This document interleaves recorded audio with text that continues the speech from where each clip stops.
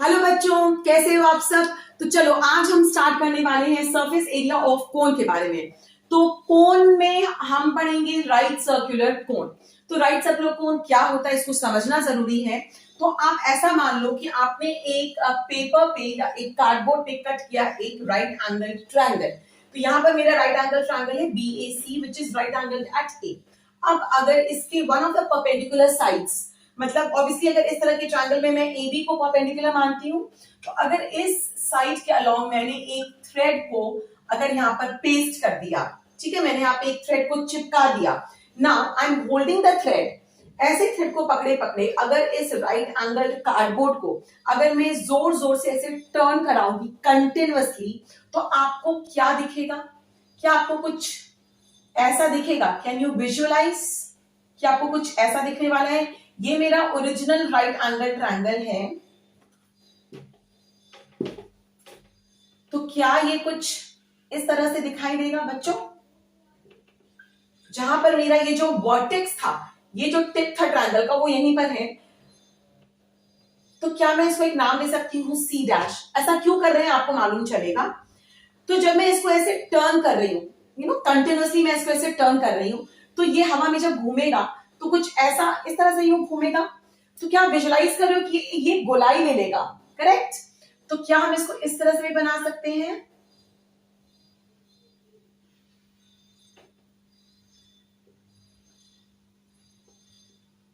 यानी कि ये मेरा C है, ये मेरा B, ये C डैश, और यहां पर लाई करता है B। अब अगर मैं इसको ज्वाइन करूं तो ये देखो, ये मेरा वो ओरिजिनल कार्डबोर्ड है जो मैंने राइट एंगल कार्डबोर्ड काटा था, और जब मैं इसको घुमा रही हूं तो क्या ये कुछ ऐसा एक इन्वर्टेड कोन का शेप लेता है। याद है आपको वो बर्थडे कैप्स जो आप जब छोटे थे और बर्थडे पार्टीज में जाते थे तो जो आप लगाते थे, एग्जैक्टली कुछ ऐसा ही शेप बट इन्वर्टेड। करेक्ट। तो ये बन गया मेरा राइट सर्कुलर कोन। ठीक है, ये मैंने आपको एक इमेजिनेशन के लिए आपको ये स्टेप्स बताए, और इसमें कुछ बेसिक टर्म्स होते हैं। जैसे यहां पर जो B है, B is nothing but the centre of the base of the कोन। ठीक है, क्योंकि ये जो सर्कुलर पार्ट है ये कहलाता है कोन का बेस, क्योंकि इसी पे कोन रेस्ट करता है। अगर मैं कुछ ऐसा कोन बनाऊंगी तो ये है इस कोन का बेस जिसपे कोन रेस्ट करता है। सो this is called the base of the cone, और ये जो पॉइंट है this is called the centre of the base of the कोन। ये कुछ टर्म्स हैं इंपॉर्टेंट जो आपको आपके लिए जाने जरूरी हैं, because you will be facing across many such terms while solving the questions. तो ये कॉन्सेप्ट्स अभी क्लियर कर लो। B this should have been A, correct. यहां पर मैंने ए लिखा था, so this needs to be corrected बच्चों। So this is A. तो यहां पर भी मैं लिख देती हूं कि A is the centre of the base of the कोन। ये समझ में आया कि ये जो बेस है उसका सेंटर है A। B क्या है? B is the vertex of the cone. Cone का वर्टेक्स कहलाता है, टिप है उसका। क्लियर। अब अगर ये जो मैंने पेपर लिया था या कार्डबोर्ड लिया था, लेट अस से इसकी एक हाइट रही होगी कुछ ना कुछ, let's say it was h। तो ये जो हाइट है ये भी ऑब्वियसली h ही है। तो h जो होता है that is called the height of the cone. Cone की हाइट कितनी है? क्लियर, बहुत बढ़िया। अब ये देखो, यहां पर ये कहलाता है radius of the cone r।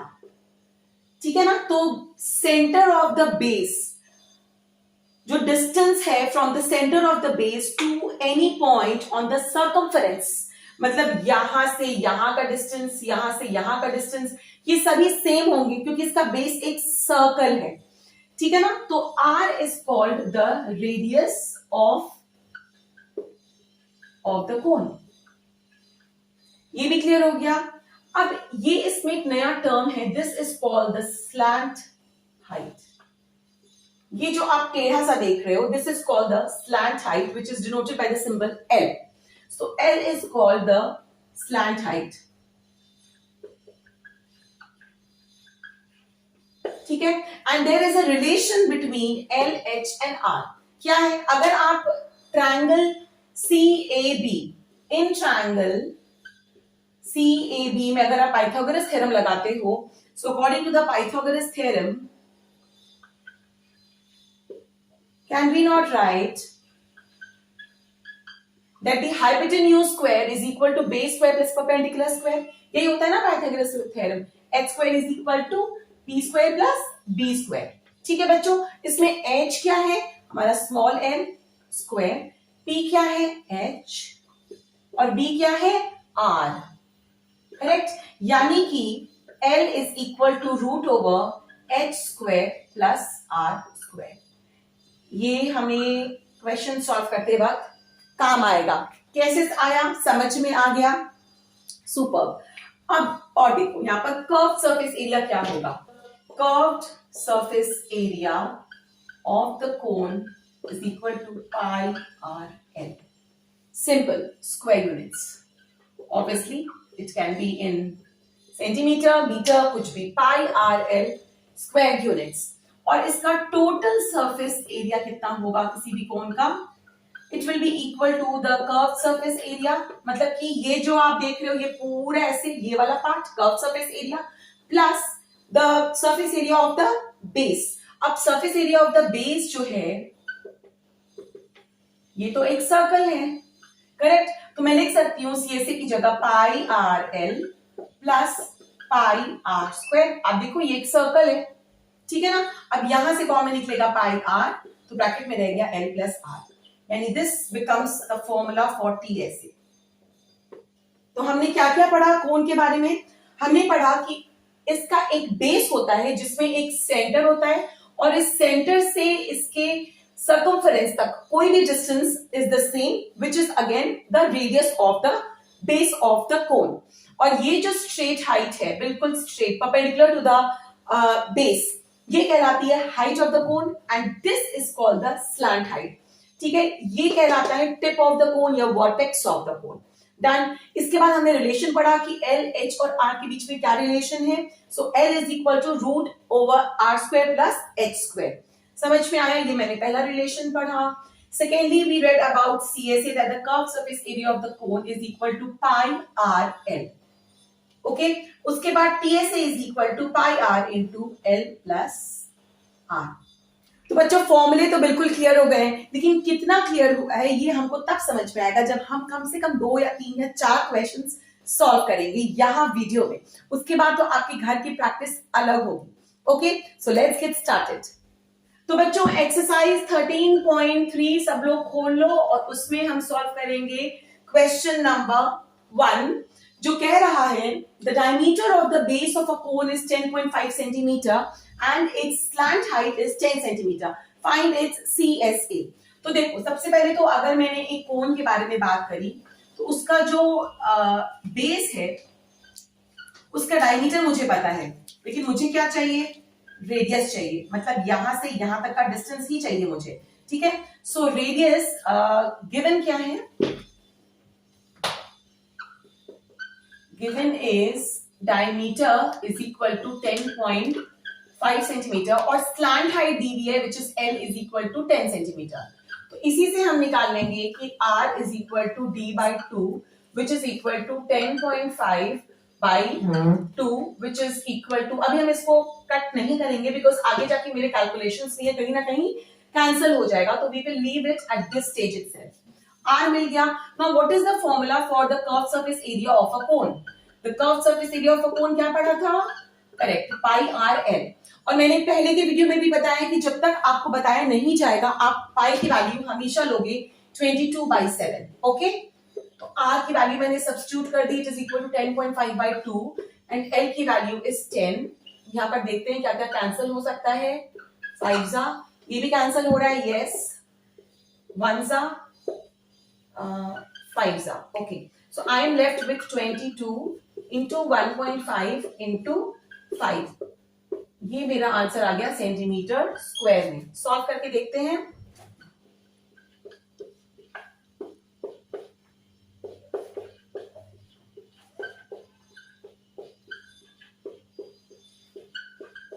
Okay, so the answer is 165 centimetre square.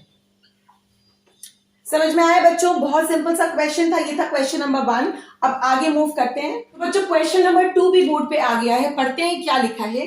Question says find the total surface area of a cone if its slant height is 21 centimeter and the diameter of its base is 24 centimeter.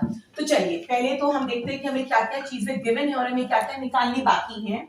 So given data tells me slant height है 21 centimeter और diameter है 24 centimetre, यानी कि यहीं से मुझे निकल कर आ जाएगा कि रेडियस हो जाएगा 12 सेंटीमीटर. अब निकालना है total surface area which is equal to pi r into r plus l. Correct. अभी तक हमें एच का यूज नहीं आया है, ठीक है ना. वैल्यू सब्स्टिट्यूट करेंगे. आर की वैल्यू है 12 और यहां पर 12 प्लस 21. ओके, ये कैंसिल नहीं हो रहा है, so let it be like that. ये कितना हो जाएगा 33. यहाँ पे कुछ भी कैंसिल नहीं हो रहा तो हमें सब कुछ मल्टीप्लाई करना पड़ेगा. यहाँ पर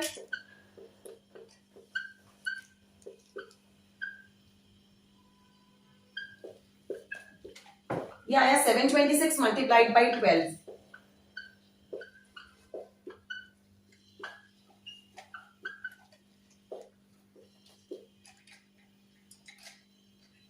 eight 712 divided by 7 centimetre square निकल कर आएगा हमारा टोटल सरफेस एरिया. ओके, अब 8712 डिवाइडेड बाई 7 भी करना है, जल्दी जल्दी से कर डालते हैं.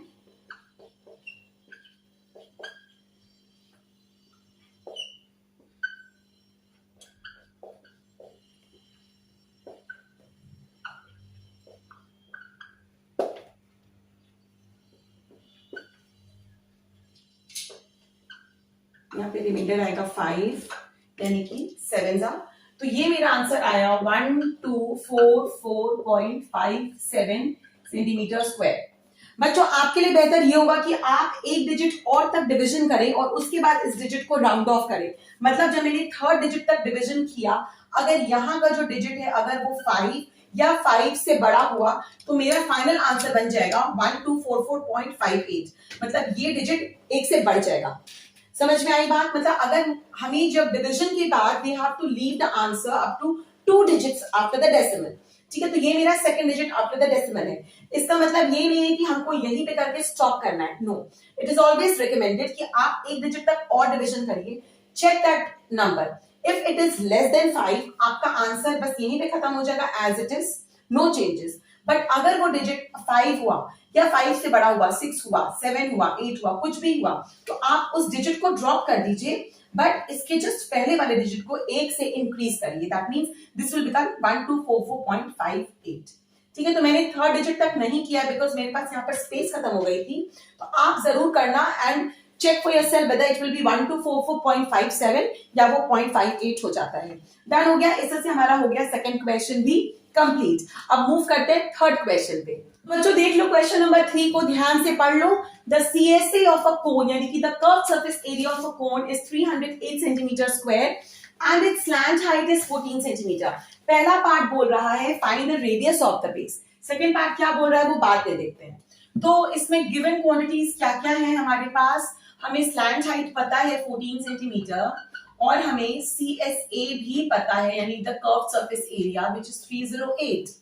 ठीक है, अब अगर मैं CSA का फॉर्मूला लगाऊं तो CSA of the cone is equal to pi are l. अब देखो इसमें ये हमें गिवन है, इसकी ये तो एक कांस्टेंट है और ये भी गिवन है, तो क्या निकल कर आएगा आर निकल के आएगा. तो जल्दी से कर लेते हैं. 308 will be equal to 22/7 multiplied by r which is unknown to me and this is 14. ये तो यहीं का कैंसिल हो गया बच्चों. अब ये आर जो है इसको यहीं रखेंगे, ये और ये यहां पर आकर क्या हो जाएंगे, मैंने बताया था पिछले वीडियो में, डिवाइड हो जाएगी क्योंकि ये दोनों नंबर्स इसके साथ क्या हो रहे हैं multiply. Correct. So 308 divided by 22 into 2 is equal to are.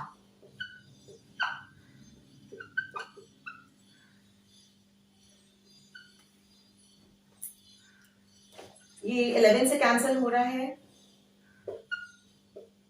7. That means radius is equal to 7 centimetre. तो ये आंसर निकल के आया मुझे फर्स्ट पार्ट का. अब सेकेंड पार्ट बोलता है कि find the total surface area of the कोन. तो वो भी चुटकियों में निकाल लेते हैं. सो सेकेंड पार्ट के लिए हम TSA का फॉर्मूला लगाएंगे which is equal to pi r into r plus l. और अब तो हमारे पास सब कुछ सारी डेटा मालूम है। तो पाई की वैल्यू है 22/7, दिस इज अगेन 7, आर की वैल्यू है 7 प्लस एल क्या है 14। ओ सॉरी, यहां पर मुझे आर की जगह 7 लिखना था। चलो बच्चों, ये तो यहीं पे कैंसिल कर दिया। तो 22 मल्टीप्लाइड बाई 21। अब जल्दी से सॉल्व करो और आंसर निकाल लो। कितना आया बच्चों? मेरा आंसर आया है 462 सेंटीमीटर स्क्वायर। आप लोगों का भी सेम आंसर आया है क्या? सुपर। इसका मतलब सारे कॉन्सेप्ट्स बिल्कुल क्लियर हो रहे हैं और बहुत मजा आ रहा है। चलिए अब सॉल्व करेंगे question number 4 and we shall call it a day today. Okay, तो क्वेश्चन नंबर 4 भी दिख रहा है बोर्ड पर। A conical tent is 10 metre high. यहाँ पे आपको बता रहा है कि टेंट है जो कि ऑब्वियसली एक कोनिकल शेप का टेंट है। ठीक है, तो इसकी हाइट दी हुई है 10 मीटर। तो बच्चों यहाँ पर देखो स्लैंट हाइट की बात नहीं हो रही है। मतलब कौन सी हाइट है? ये वाली हाइट है, ये जो h हम बोलते हैं, ये हाइट हमें गिवन है। तो गिवन डेटा को पहले कॉपी कर लो। पहले मैं क्वेश्चन रीड कर देती हूँ। So a conical tent is 10 metre high and radius of its base is 24 centimetre. Find the slant height of the tent. मतलब गिवन क्या क्या है? हाइट गिवन है, बिल्कुल गिवन है। रेडियस गिवन है, बिल्कुल गिवन है। और क्या नहीं मालूम है? एल नहीं मालूम है। तो इसको निकालने के लिए तो हमारे पास फॉर्मूला है, तो हम उस फॉर्मूले में सब्स्टिट्यूट करके वैल्यू फटाक से निकालेंगे। तो जल्दी जल्दी आप लोग भी निकालना शुरू करो। सो 10 स्क्वायर प्लस 24 स्क्वायर।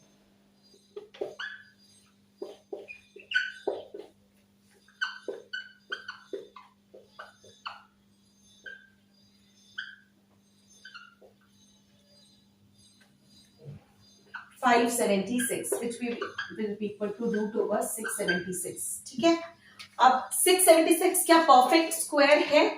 देखो यहाँ पर 6 है। अगर मुझे इसका आंसर नहीं पता, अगर पता है तो स्ट्रेट फॉरवर्ड लिखो।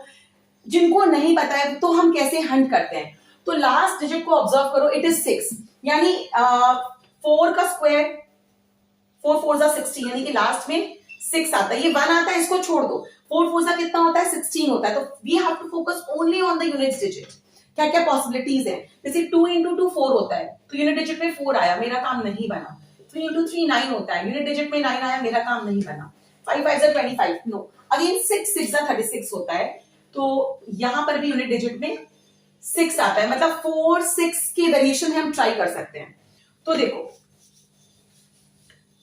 मैं एक बार ट्राई करती हूं। 36 into 36 क्या आता है देखते हैं। We can also go for 26 into 26। In fact देखो 24 का स्क्वायर क्या है? 576। तो ये काफी क्लोज सा नंबर है, तो हम ट्राई कर सकते हैं 26 into 26। ठीक है, तो 26 into 26 कितना होगा?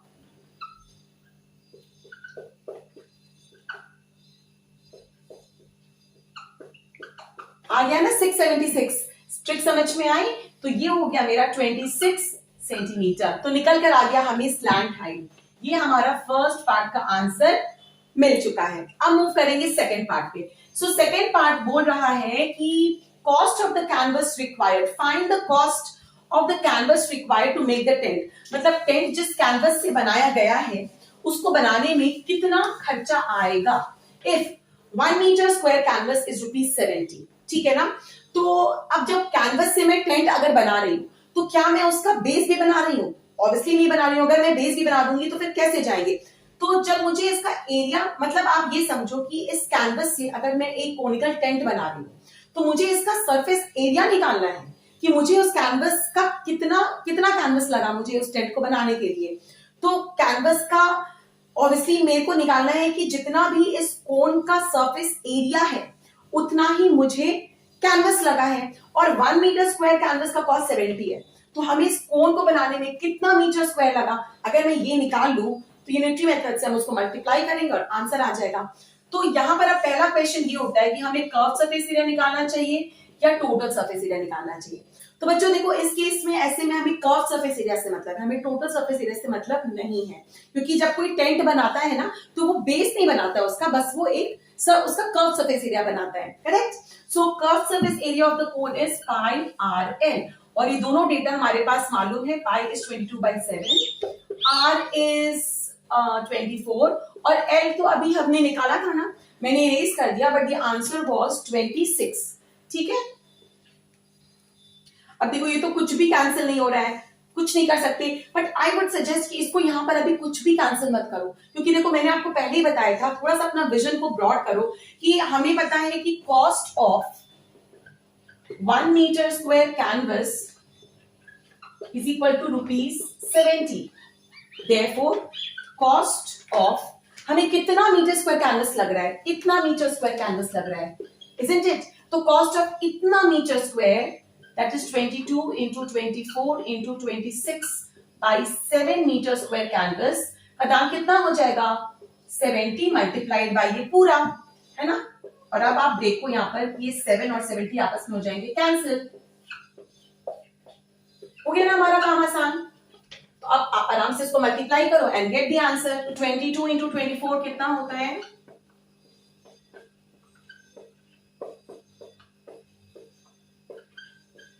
528। 528 into 26 कितना होता है?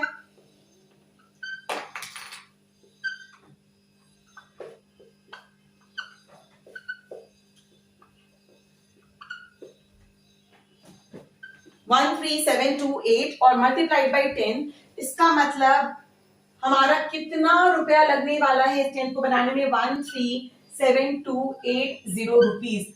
अच्छा खासा पैसा खर्च होने वाला है, तो भाई सोच समझ के कर लेना, इतना महंगा टेंट बनाना है या नहीं बनाना है। ठीक है, जो एक मिस्टेक यहाँ पर मुझसे हो गई, ये सेंटीमीटर नहीं ये मीटर था, तो आप इसको करेक्ट कर लो, कोई टेंशन वाली बात नहीं है। इनफैक्ट हमारा जॉब बहुत इजी है, ये एक्चुअली मीटर ही था and I knew it was metre, but somehow मैंने इसको सेंटीमीटर लिख दिया। तो ये सारे यूनिट्स हमारे मीटर में ही थे और हमने जो स्लैंट हाइट निकाला वो भी हमारा मीटर में निकल कर आया, और जो हमने सीएसए निकाला वो भी मीटर स्क्वायर में निकल कर आया है, और जो रिलेशन है ये भी मीटर स्क्वायर से ही दिया है। तो 1 मीटर स्क्वायर कैनवस का दाम है 70 रुपीज, तो इतने सारे मीटर स्क्वायर का कितना रुपया लगेगा वो निकल जाएगा दिस मल्टीप्लाइड बाय 70। तो आंसर आ चुका है 137280 रुपीज। तो समझ में आ गया बच्चों, सारे क्वेश्चंस क्लियर हो गए और बहुत मजा आया सॉल्व करके। अभी इस एक्सरसाइज में और भी क्वेश्चंस बच रहे हैं, सारे क्वेश्चंस आपको अटेम्प्ट करने हैं, और अगर कोई डाउट्स आता है तो कमेंट सेक्शन में ऑब्वियसली आप you can get back to me, और आप मुझे ट्विटर पे ट्वीट करके भी पूछ सकते हो। आप मेरे फेसबुक और इंस्टाग्राम अकाउंट को भी लाइक करना शुरू करो बच्चों, और उसमें भी just stay connected with me. Okay, तो जल्दी मुलाकात होगी नेक्स्ट वीडियो में बच्चों। Till then take very good care of yourselves.